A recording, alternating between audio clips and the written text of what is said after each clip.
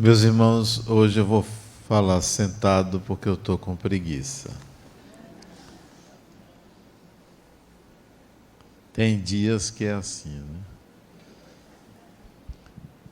Hoje uma pessoa chegou para mim e disse: Adenauer, quando chove, eu me sinto mais triste. Quando está sol, eu fico mais alegre. Eu disse: interessante, já eu nem sou ao contrário. Os fenômenos da natureza, todos eles me trazem uma sensação de ufania, de entusiasmo, mesmo que seja um vulcão expelindo lava, eu sinto a grandeza de Deus. A chuva me alegra também, porque sinto que é um fenômeno provocado pela natureza. E ele olhou para mim e disse: por esse ângulo, você tem razão. Como a nossa personalidade é frágil, como nós somos influenciáveis por tão pouco. Mas a maior influência não é a externa, não é um fenômeno da natureza, não é uma notícia que se dê. A maior influência que nós recebemos na nossa frágil personalidade são os acontecimentos internos que a gente não se dá conta, emoções reprimidas, pressões havidas na infância, ou mesmo acontecimentos de vidas passadas que estão no nosso inconsciente e pressionam a nossa consciência e a gente não se dá conta e se submete, altera o modo de ser. A personalidade, na realidade, é um conjunto de fatores que forma a personalidade de uma pessoa. Não é só a educação que teve, não é só a genética, não é só os fatores sociais que influenciam, não é só ou não são apenas os traumas, é muito mais do que isso que a gente chama de personalidade. A personalidade se adequa ao momento. Se você vai reivindicar uma coisa que você tem direito, você costuma injetar adrenalina no sangue e falar de uma forma alterada. Se você vai reivindicar uma coisa que você não tem direito, porque você vai pedir, você usa outro sistema, outra personalidade se forma. Aí são personas. A variação é muito grande. A vitimização é uma persona que a gente usa, de tal maneira que você possui uma série de máscaras, de cascas, de exteriorizações de acordo com o momento, com a fase da vida, com as situações. Algumas são estratégias de vida. Quem é você, então? O conjunto dessas personas, a soma das suas personalidades e subpersonalidades, provavelmente não. Você não é algo muito bem definido, por isso que às vezes você não se reconhece, estranha até o próprio comportamento, desconhece porque tem tal ou qual motivação. A incógnita é muito grande para definir quem é você, quem sou eu. Isto se deve ao nosso nível de evolução, ao seu nível de evolução. Quanto mais estejamos próximos de um conhecimento de nós mesmos, melhores serão as formas de se apresentar ao mundo, de lidar com a realidade, de lidar com conflitos. ainda mais, ainda cresce a nossa grande dúvida quando você se pergunta: quem é o espírito que eu sou? Sou eu o espírito que tanto dizem que nós somos? A dúvida vem à tona, porque você desconhece que há uma duplicidade, há uma simbiose, há uma integração entre você, como você é hoje no mundo, e o espírito que você é, que isto é necessário que você distinga. Como distinguir o personagem da atual encarnação do espírito que você é? Nós costumamos pensar e tentar provar a reencarnação a partir dos gênios, como se isso justificasse a reencarnação. Por si só, não justifica, por si só. Ao contrário, quando a gente pensa nos gênios, a gente exclui toda uma população, porque os chamados gênios não ocupam 1% da população, 0,1% da população, 0,01% da população, e os demais. Se não são gênios, não se veem naquele elemento, ou naquela experiência, ou naquela hipótese. Que tal você pensar que a reencarnação não traz a totalidade do espírito que você é? E é preciso que você descubra o espírito que você é. Em meio a esse personagem, a essa caricatura de pessoa, a esse conjunto de máscaras que você usa, às fantasias, aos ideais que você tem, possui, em meio a isso aí, você tem que descobrir o espírito que você é. Uma pessoa que tem um vício, vamos pegar um vício hoje muito comum, olhar no celular, na rede social, seja Facebook, seja Instagram, seja Twitter, seja um bocado de aplicativos aí, ou de portais que você abre. Vamos dizer que você tem um vício, não consegue viver sem. Deixa ligado até de madrugada, para a eventualidade de acontecer alguma coisa e você precise ser acionado. Ora, você não é médico, não está de plantão, não está de sobreaviso, você não tem um parente doente, mas você deixa lá ligado.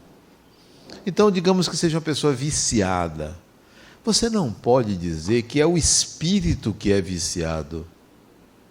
Você nem precisa declarar-se: eu sou viciado ou viciada. Não.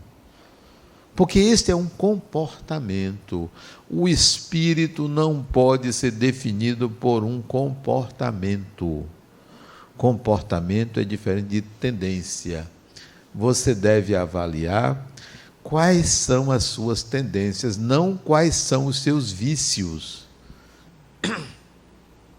Vícios não definem o caráter de uma pessoa, vícios não definem o nível de evolução de uma pessoa, mas sim as tendências. O que são tendências? Se pergunte o seguinte: como eu costumo agir nos meus relacionamentos amorosos? Tendência. Como eu costumo agir. Como eu gasto dinheiro? Tendências. Como eu ganho dinheiro? Tendências. Como eu cuido do meu corpo? Tendências. Como eu lido com o conhecimento? Qual é a minha posição diante da cultura? Como eu lido com a minha sexualidade? Como eu lido com a minha imagem coletiva? Como eu lido com os prazeres naturais do corpo? Como eu lido com a minha cidadania? São tendências e não um comportamento pontual. O comportamento pontual é do personagem que você utiliza para esta encarnação, que é a melhor representação sintética do espírito que você é. Para você enxergar o espírito, você, personagem, enxergar o espírito, olhe as suas tendências e não somente os comportamentos e não os atos. Uma pessoa não pode ser julgada por um recorte de uma experiência. Não pode ser julgada por isso. Quer dizer que se eu olhar uma pessoa que está num comportamento inadequado, eu vou dizer que toda a personalidade, todo indivíduo é aquele comportamento, é assim que nós fazemos. Ah, eu vi fulano fazendo isso. E daí? Isso não define uma pessoa. Um ato não define uma pessoa. Um ato não define o espírito. Um ato é apenas um recorte. Quer enxergar o espírito, olha as tendências, e nem sempre elas são visíveis numa encarnação. Pegue umas 10 encarnações, você enxerga o espírito. Umas 10, ou um pouquinho mais. Mas a maioria de nós, nem a encarnação inteira pega. Pega um detalhe.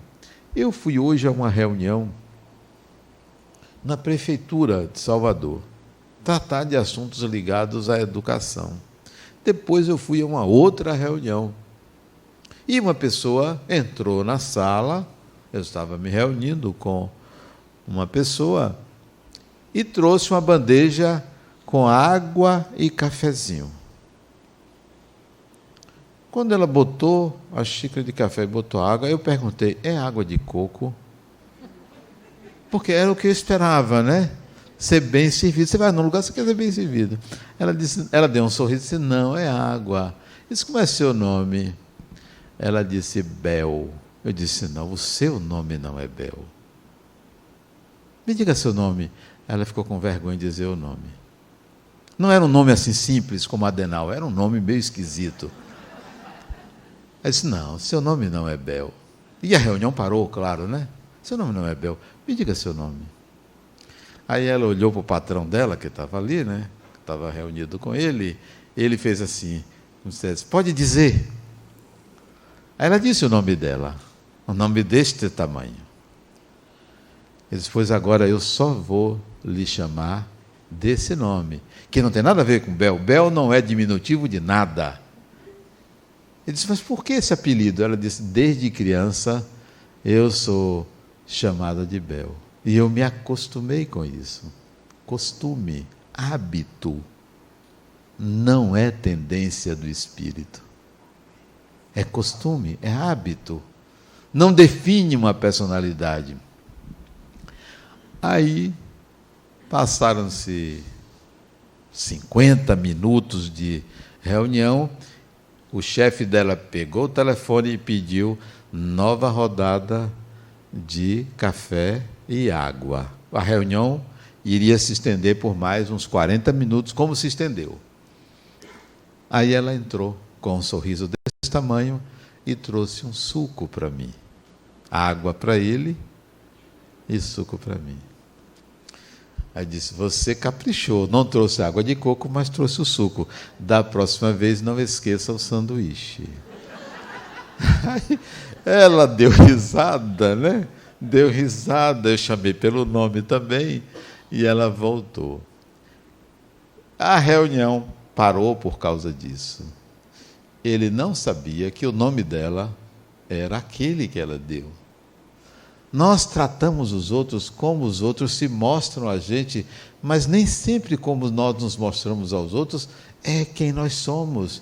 E ela trabalha com ele há muitos anos. Ele não lembrava que o nome dela era aquele. Então a pergunta: quem me serviu ali? Foi o personagem ou foi o espírito? Pois quando ela trouxe o suco, foi o espírito que serviu, porque ela, sem que ele pedisse, ela ofereceu algo diferente. Isto é tendência, isso não é comportamento. Quais são as suas tendências que independem das circunstâncias? Que é aquilo que você, mesmo que queira mudar, tem uma dificuldade muito grande de mudar, porque é tendência, não é comportamento. O espírito que você é perceptível pelas tendências. Então, não se engane quando você pensa que o que você mostra ao outro define quem você é. Por que não se engane? Porque muitos de nós, para nos protegermos, para não mostrarmos quem somos, reprimimos um lado negativo da personalidade e mostramos o melhor lado da personalidade. Só que não é você. Você não é nem o lado negativo, nem o lado positivo, nem a soma dos dois. Você é alguém que produz tanto bem quanto mal. E é preciso que você vá atrás de quem você é, sem o julgamento de valor. Ah, não, no fundo eu sou uma pessoa boa. Pode ter certeza, no fundo você é uma pessoa má. Pode ter as duas coisas, mas não é somente essas duas coisas. Ser bom e ser mal são julgamentos de comportamentos. Não define a personalidade. As pessoas costumam querer enxergar o lado positivo das pessoas. Por que você quer enxergar o lado positivo? É porque você vê o negativo. Tente não enxergar nem o positivo nem o negativo, mas sim a pessoa, sem um julgamento, o espírito. A reunião parou, ele chegou para mim e disse assim: Adenauer, você tem quantos anos? Eu disse: rapaz, eu não vou dizer agora a minha idade, mas vou dizer a você quantos anos eu gostaria de ter. Porque também eu gosto de provocar. Uma pergunta muito simples, perguntar a idade da pessoa, muito simples. E eu quis problematizar. Eu vou lhe dizer, mas antes eu vou dizer quantos anos eu queria ter. Ele disse: quantos anos você queria ter? Eu disse: eu queria ter 80 anos. Arregalou os olhos. E você tem quantos? Eu disse: eu vou fazer 65 daqui a algumas semanas, 65. Mas eu queria ter 80. Eu disse: mas por quê? Porque eu noto que a cada ano vivido, eu me sinto cada vez mais próximo de mim mesmo. E a felicidade é quando você consegue se aproximar de quem você é. Todas as vezes que você se afasta de quem você é, infelicidade. Como é ruim. Uma pessoa angustiada é uma pessoa afastada de quem ela é. Uma pessoa deprimida, uma pessoa afastada de quem ela é. Uma pessoa eufórica, afastada de quem ela é. Quanto mais próximo você estiver de você mesmo, oh, que maravilha, que alegria. Aí eu disse para ele: ela, disse o nome dela, ela certamente é uma pessoa que está muito próxima dela. Veja como ela me serviu. Eu sou um estranho, ela nunca me viu, você não pediu, e ela espontaneamente trouxe um suco para mim. Isso é alguém que está próxima de si. E disse: poxa, eu vou fazer aniversário sexta-feira, de amanhã 8. Ele disse: poxa, eu vou refletir sobre isso no dia de meu aniversário. Eu digo: eu vou te ligar. Ele disse: não me ligue. Ele: não me ligue. Eu disse: por quê? Ele disse: eu vou passar 3 dias em silêncio. Vou para a mata. Vou passar 3 dias em silêncio. Eu disse: rapaz, você anda falando muita besteira, porque passar 3 dias em silêncio é só para quem fala muita besteira, né? Você anda falando muita besteira. Ele disse: eu não tinha pensado nisso, não. É um ritual meu. Ele disse: eu já passei 10 dias em silêncio. Eu digo: rapaz, você fala muita besteira, passa 10 dias sem falar nada? Para que isso? É para me educar. Pois é, então você é muito mal educado naquilo que você diz. Você não precisaria ficar em silêncio. Aprenda a ficar próximo de você, como sua empregada fica. Isso foi na empresa dele, né? Como sua empregada fica próximo dela, fique próximo de você, você não precisa fazer voto de silêncio. Eu sei que a gente passou a conversar sobre isso, o assunto da reunião foi postergado para um outro dia, porque a gente ficou conversando sobre isso. Como era do interesse dele, eu não me incomodei. Ele estava interessado nas minhas qualidades, eu deixei o assunto se perder, foi mais 40 minutos conversando sobre isso, sobre encontrar-se consigo mesmo, ser feliz, quanto mais próximo de você mesmo você é feliz, observe as coisas simples da vida. Assim, a gente começa a distinguir que espírito eu sou, e não simplesmente se eu sou uma pessoa boa ou uma pessoa má. A reencarnação é um processo complexo do ponto de vista psíquico, do ponto de vista psicológico, do ponto de vista orgânico, é um processo simples. Juntou espermatozoide e óvulo ao útero, ao endométrio lá, o portal da reencarnação se abre. Se tiver algum espírito, toca ali e começa uma nova vida. Se não tiver espírito, começa a se multiplicar, aborta naturalmente porque não tinha espírito. Nem toda multiplicação celular, nem toda embriogênese vai gerar uma vida, porque às vezes não tinha espírito designado para aquele corpo. Nem todo corpo terá um espírito. Se nasceu, tem espírito. Se mexeu no corpo da mãe, se começou a apresentar sinais de batimento cardíaco, pode ter certeza que tem espírito ali. Pois bem, é importante que você entenda que é um processo complexo no que diz respeito ao psíquico. Quem é aquele indivíduo que está reencarnando? Que habilidades ele vai apresentar a partir de certa idade? Não se pode dizer que uma criança, você já sabe como será a personalidade daquele espírito. Pode mudar a qualquer tempo. As grandes mudanças acontecem na adolescência, não é na puberdade, nem na primeira infância, nem na segunda infância, é na adolescência. Ali é que você começa a ver as tendências nas escolhas. Interessante que eu conversando com um rapaz, ele tem 17 anos, e as escolhas dele são fantásticas.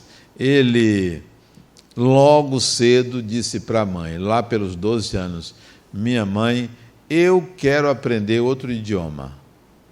Eu não quero saber só português. Eu quero aprender o alemão. 12 anos, eu quero aprender o alemão. A mãe se assustou, disse, meu filho, sua mãe não tem condições de pagar um curso de alemão para você. Eu sou uma mulher separada, seu pai também não tem condições. Ou você pega um livro para ler, aprender o alemão, ou você vai ficar só com o português. Ele disse, não, então eu vou fazer o seguinte, minha mãe, eu vou estudar inglês. Depois do inglês eu vou estudar alemão. Ele aprendeu inglês com o inglês da escola e com o inglês que ele começou a praticar. E aos 17 anos ele fala um pouquinho de alemão. Tendência do espírito. Qual é o jovem que tem interesse de aprender o alemão? Isso é uma tendência. De conhecer línguas, de poder se comunicar, é uma tendência. Ele lê livros hoje aos 17 anos, que comumente um adolescente de 17 anos não está lendo. Não. E cita autores que eu desconheço. Não que eu tenha que conhecer todos os autores, ele cita livros que eu desconheço, livros em inglês que ele lê.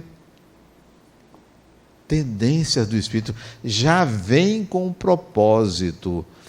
Certamente você que está me ouvindo, quem quer que seja, tem as suas tendências, algumas até semelhantes às outras, a desse indivíduo. Mas por que não manifesta? Porque se sucumbiu à cultura, sucumbiu à mediocridade reinante, sucumbiu. De achar que pesquisar um assunto na internet já lhe transforma, não sabe tudo, eu já sei, já pesquisei, já vi lá. É interessante isso. Como assim você acha que você sabe porque você leu um artigo na internet? Isso é suficiente? Que tal você pensar que conhecer um assunto você precisa de pelo menos umas 360 horas estudando aquilo? No mínimo. Essa é a mediocridade. Mas o espírito deve sair dessa condição e dizer: não, eu não aceito isso não. Eu não vou ser igual a todo mundo não. Vou sair da mentalidade coletiva. Eu vou fazer minha história. Vou fazer a minha história. Vou fazer as minhas escolhas. Não é porque todo mundo torce para um time que eu vou torcer para um time. Não é porque todo mundo pensa que é assim, eu vou pensar assim, só para me sentir igual, pertencente. Nunca se esqueça que a categoria que você pertence, olhe para a sociedade e se enquadre na seguinte categoria: eu sou a única pessoa que sou eu mesmo. Essa é a sua categoria. Cada ser humano tem uma categoria. Porque o que vigora é a diversidade, não é a unidade. A única unidade que existe é a diversidade. Todo mundo é diferente de todo mundo. Daí ter que se ter respeito à pessoa humana, qualquer que seja o seu enquadre pessoal.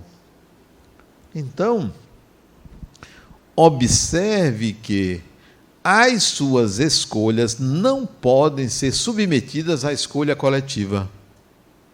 Não, eu tenho que andar de barba porque todo mundo tem barba. Eu tenho que tirar barba porque todo mundo tira barba.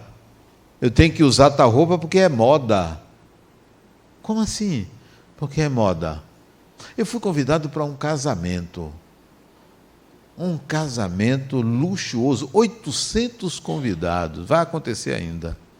A pessoa me convidou. A noiva, eu disse: fulana, não vou não. Adenal, eu faço questão que você vá. Não vou. Porque você não me permitiria ir assim. Um casamento desse como o seu, luxuoso como vai ser, uma grande festa em Salvador, eu não vou poder ir assim. Ela não disse assim: vá. Ela ficou calada, porque realmente eu não poderia ir ao casamento dela assim. Ela quer que eu vá vestido à moda coletiva. E me deu vontade de dizer: eu vou, mas pegar um paletó e mandar entregar lá. Com meu nome é Adenal. Adenal está aqui. Pronto. Deu vontade de fazer isso. Gente, como assim? Não, vou. Por que você sucumbe à mentalidade coletiva? Por que você não faz carreira solo? Porque só você é você. Essa é a sua categoria, essa é a sua classe social. Ninguém precisa estar acompanhando a manada, sendo igual a todo mundo. Você tem que aprender a descobrir a sua singularidade, o que você é diferente. Isso é tendência do espírito. Quais são as suas tendências? E não analise julgando boas ou más tendências. Tendências são tendências. Qual é a tendência de uma pessoa que sempre busca soluções mágicas para os seus problemas? Qual é a tendência do espírito que está sempre pedindo a Deus uma solução para os seus problemas? Qual é a tendência do espírito que acha que tem direito à felicidade sem conquistá-la? Qual é a tendência do espírito que olha para a casa lotérica e diz: gostaria de ganhar na loteria, resolveria todos os meus problemas? Esta pessoa que pensa assim, nesse conjunto de vontades e desejos, é uma pessoa que gosta de um colo. É uma pessoa que gosta de colo. E a gente sabe que colo só deve existir ante a uma necessidade extrema da pessoa. Mas tem gente que passa a vida toda querendo colo. A vida toda, achando que alguém tem que resolver o seu problema. E que não deve se esforçar para superar desafios. Pessoas que A mínima dor, toma um remédio. A mínima dor. Ah, não. Deu uma pontada assim, dor de cabeça, eu vou tomar. Tem gente... Não, hoje eu fui abraçar uma pessoa, ela não quis que eu abraçasse. Não, Adriano, peraí. Paranoia. Paranoia. Relaxe. Relaxem. Paranoia. Qual é a tendência hoje do ser humano? É não ter problemas. Não, eu não posso ter problemas. Por que não? Vamos a eles. Se eles vierem, vamos enfrentá-los, vamos resolvê-los. A tendência à procrastinação é comum. Por que uma pessoa procrastina o que tem que fazer? Preguiça, tendência à procrastinação, tendência ao adiamento, tendência à inércia, tendência do espírito. Passa 80, 90, 100 anos numa encarnação e só viveu 1 ano. Só aprendeu. Tudo que fez, em 1 ano teria resolvido. Ora, faça valer. Viva 80 anos aprendendo como quem viveu 160, 200. 1 hora pode ser muito mais valiosa do que 1 dia. Mas tem pessoas que apostam. Não, tem uma pessoa que esse dia me disse, Adenauer, eu resolvi dormir cedo para ver se chegava logo outro dia. Mas como assim você resolveu dormir cedo? Ah, eu fui dormir 8 horas para ver se passava logo o que estava acontecendo. Isso é tendência suicida, né? Vou dormir como se dormir resolvesse o problema. Não, mas ainda pelo menos eu esqueci, eu ia dormir. Resultado, deitou, ficou com insônia, passou 3 horas e meia de insônia porque queria dormir cedo. Tendências do espírito. Encare a vida tem que ser encarada.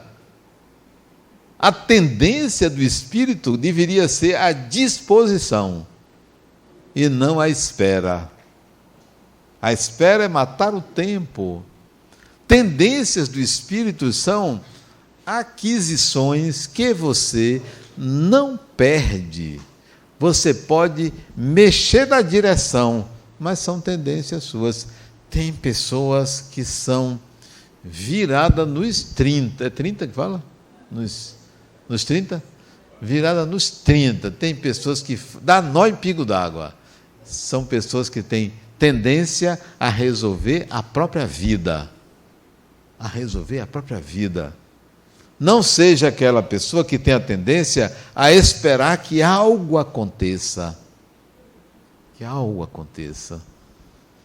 Quais são as suas tendências? Enumere, pega um caderno e bote assim: como lido com dinheiro, como lido com sexo, como lido com meu corpo, como lido com a minha imagem, como lido com o saber, como lido com minhas relações amorosas, como lido com o sexo oposto, como lido com mágoas, e por aí vai. Você relacione tudo e veja como você faz. Se em todas elas você tende a repetir lições, você não aprendeu ainda. Você é um espírito que está na periferia da transformação pessoal, acomodado, pedindo a Deus solução. Se você tem o hábito de todo dia rezar, pedir a Deus, espera aí, para que todo dia? Para que todo dia? Você come todo dia, porque seu corpo pede, não é? Mas eu lhe pergunto, todo dia você reza para Deus? Para quê? Ah, mas rezar é bom. E quem disse que é ruim? Comer também é bom. Você come toda hora? Você vai engordar. Então, você ficar pedindo muito a Deus todo dia, você vai virar preguiçoso. Porque você está entregando a Deus. Não fique pedindo isso. Você imagina uma pessoa na sua porta todo dia lá pedindo comida? Todo dia?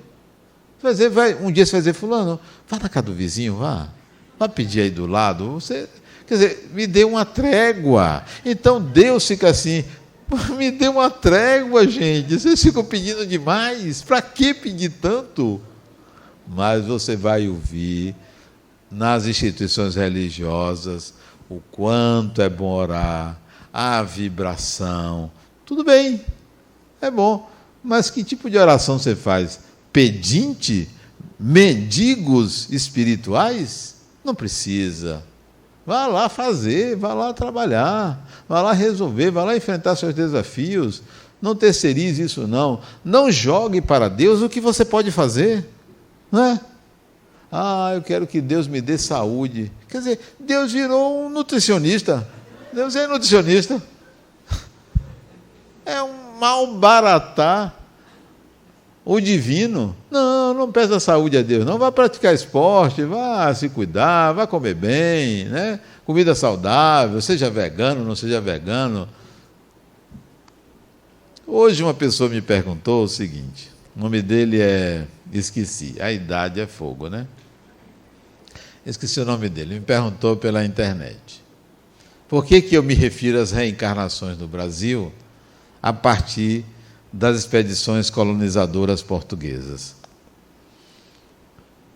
Porque já existiam índios aqui, ele é especialista, acho que ele tem doutorado nessa área de história, lá por São Paulo. É preciso saber o que é Brasil. Brasil é um ente abstrato. O Brasil não é um ente concreto. Quando a gente fala do Brasil, você está falando de quê? Dos brasileiros, do território, dos símbolos, das riquezas. Você está falando de quê? Então, quando eu falo de Brasil, para mim o Brasil começa quando as três etnias se misturaram. Existia um território não bem definido, porque foi definido pelo Tratado de Tordesilhas, o Brasil não seria o de hoje. Então existia um território, a gente não pode chamar de Brasil. Brasil, considerando o seu povo, começou com a mistura de três etnias. O índio que estava aqui, você não podia dizer que era o Brasil, porque não existia esta cultura e nem o território. As três etnias, o índio, o europeu, o negro. A partir daí nasce o Brasil. Todos nós somos brasileiros porque temos essa tripla genética. Somos diferentes. Não existe país nenhum do mundo cujo povo seja mistura de três etnias. Só o Brasil. Tem países que são duas etnias, a nossa são três. Todos os brasileiros, por mais branco que você seja, você tem um pezinho aonde?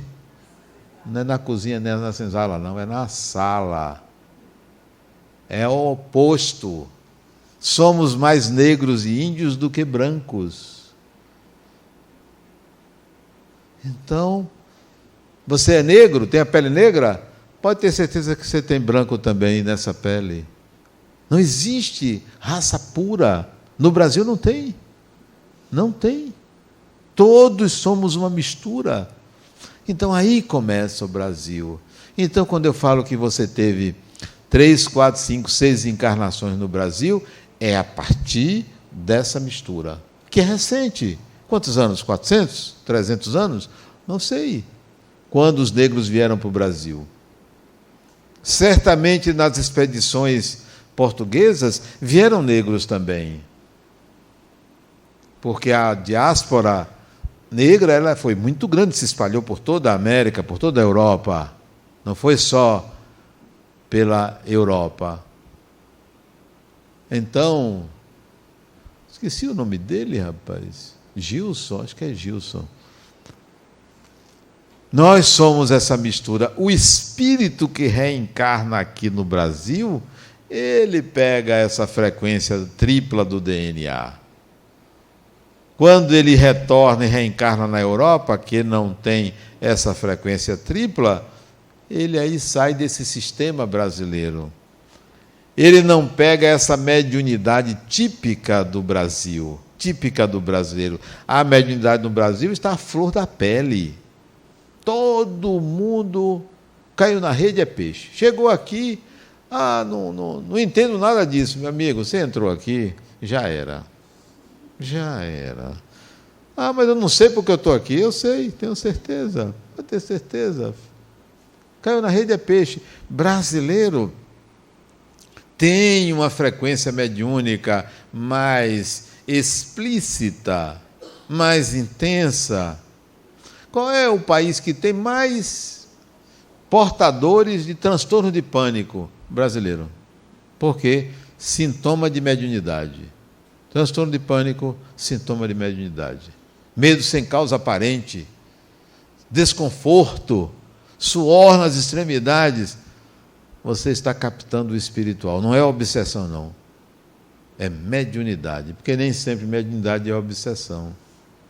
Suas tendências devem ser analisadas e você verificar a que servem, para que você as utiliza, de que forma você vive com essas tendências.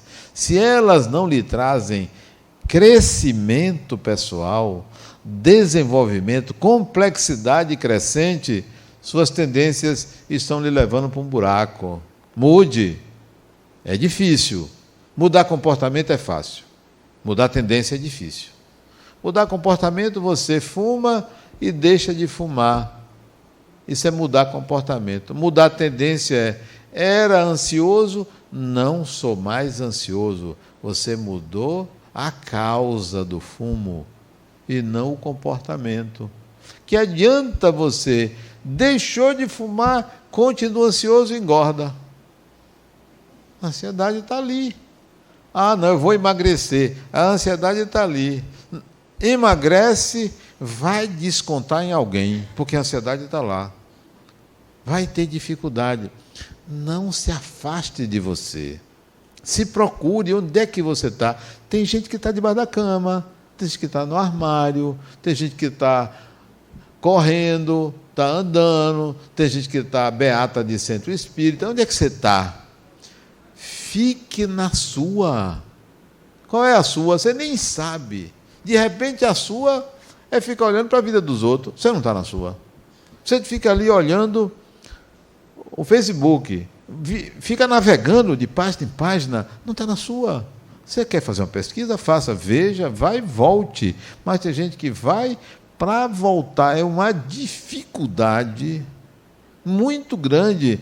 Olha, Adenal, você sabe quantos seguidores, um amigo meu, sabe quantos seguidores eu tenho? Veja, se você tem seguidores, são pessoas que não têm o que fazer, porque seguir uma pessoa como você, isso foi terça-feira passada, anteontem, rapaz, seguir uma pessoa como você, não tem o que fazer, não tem o que fazer, eu lhe sigo, você não, está vendo? Não vou seguir você, rapaz. Um homem dessa idade eu vou seguir? Você está atrás de seguidores? Isso é o quê? Baixa estima.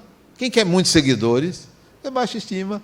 Não quero. Sabe quem você deve seguir? Você. Você não tem que estar seguindo ninguém. E eu disse a ele, e se você for me seguir, você vai cair num buraco.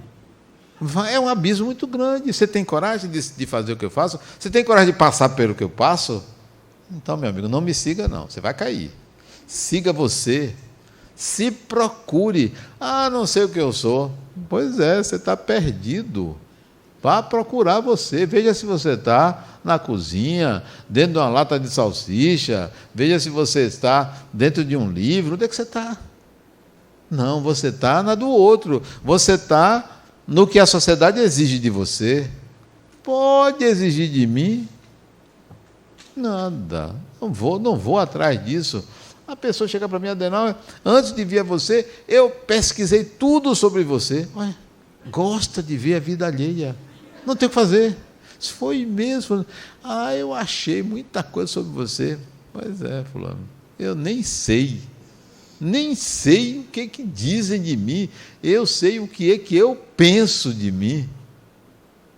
E é muito importante você ir atrás disso. Quando você se encontrar, você vai ver quem é o espírito que você é quando você encontrar. Se você se encontrar e não souber qual é ou quem é o espírito que você é, você não se encontrou. Você está em stand-by, você está num estágio, você está numa derivação de você.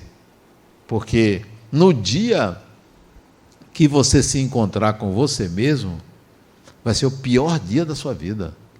Imagine você passar uma encarnação inteira construindo um ideal de pessoa e descobrir que você não é esse ideal de pessoa.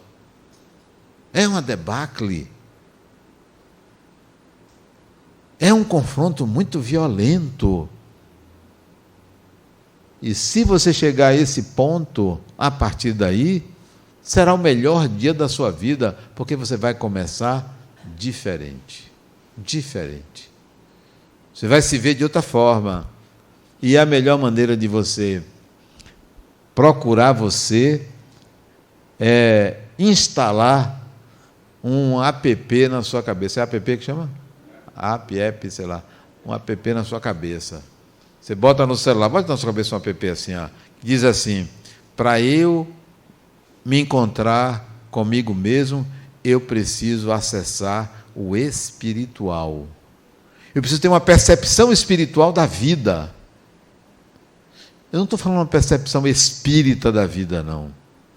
Não estou falando uma percepção religiosa da vida, uma percepção espiritual da vida, porque o espírito que você é flutua numa dimensão que não é da matéria, não é essa dimensão. Navegue na dimensão do espírito, que vai ser mais fácil você se encontrar. Muita paz.